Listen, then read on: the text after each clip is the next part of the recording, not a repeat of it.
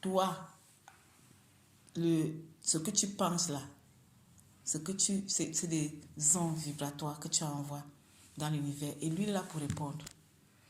Maintenant, d'un autre côté, lui-même, il est très subtil. Lui-même peut t'envoyer ces pensées-là. Lui-même, il t'envoie ces pensées seulement pour que toi, tu les matérialises. Et parce que l'univers ne fait aussi rien sans ton consentement. Maintenant, ton consentement va être maintenant dans le fait que maintenant, la pensée, ça reste là et tu acceptes. Tu la matérialises et puis tu envoies encore comme vibration et lui, maintenant, il exécute. Est-ce que tu comprends ça? C'est pour ça que c'est toi qui dois apprendre dans ton mental à refuter ce qui n'est pas. Parce que moi, je parle parce que je sais ce que c'est. Parfois, il m'envoie des pensées horribles. Et tu dis, parfois, quand c'est la vie, il m'envoie des pensées que mieux l'avion s'écrase même. Sachant que moi, en tant qu'empathe, j'ai un volume d'énergie qui peut créer. Si moi, je matérialise ça, ça peut se passer. Parfois, je suis envahie par des pensées, mais je dis, comment je dis, non, c'est pas moi. Donc, quand je sais que c'est pas moi, je refute. C'est à toi de refuter. Mes pensées sont ses pensées, mais il veut que moi je les accepte. Et comme ça, il les matérialise. Tu vois, c'est un jeu. C'est comme ça que ça se passe. Tant que tu es ici, dans ce champ cosmique, c'est ce qu'il fait avec nous. Et maintenant, il s'appuie sur beaucoup de choses qui sont déjà en toi, qui se passent déjà, que lui-même éclaire. Mais c'est à toi maintenant, tu dis que la vraie compréhension te permet de canaliser ça. Mais si tu n'arrives toujours pas avec la vraie compréhension de canaliser, c'est là où il va t'avoir. N'oublie pas que on vit dans un champ magnétique qui est très, très subtil. Et nous, on n'a pas de pensée propre à nous. Je t'ai déjà expliqué ça.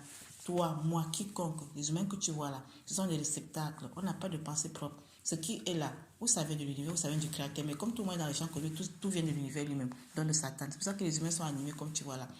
Ils font des choses bizarres, parce qu'ils sont animés. Donc maintenant, quand tu sais que tu n'as pas une pensée propre à toi, ce que je faisais avec toi, comme travail, c'est que tu devais être consciente.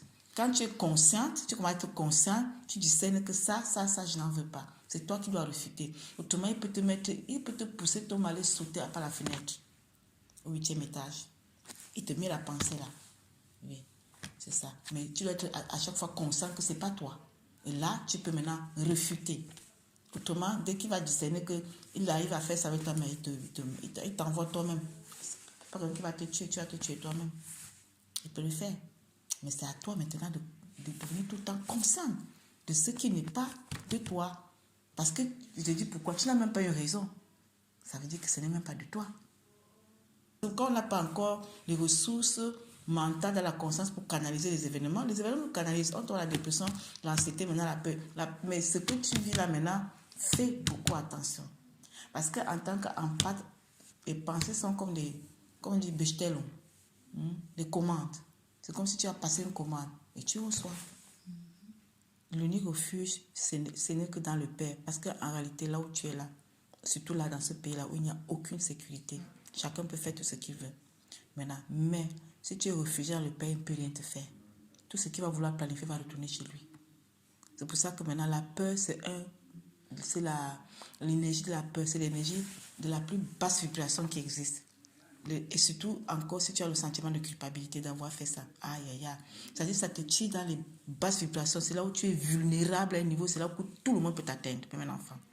Parce que tu dois aller dans la vibration. Donc, si tu es plutôt dans la peur, c'est la plus pire énergie qui existe, qui te tire vers le bas.